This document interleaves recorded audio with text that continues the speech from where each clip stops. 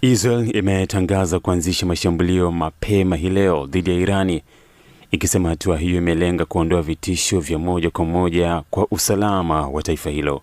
Waziri wa ulinzi wa Israel Katz amesema kuwa ametangaza hali ya dharura ya haraka kote nchini Israel kufuatia operesheni hiyo ya kijeshi.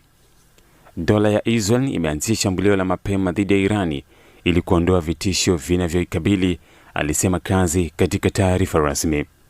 Wakati huo huo, ving'ora vya tahadhari vilisikika katika maeneo mbalimbali ya Israel, huku jeshi la Israel likitoa onyo kwa raia kukaa karibu na makazi ya kujikinga na mabomu.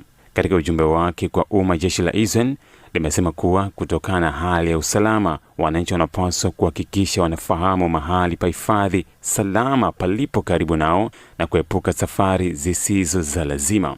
Hata hivyo, limeongeza kuwa kwa sasa hakuna ulazima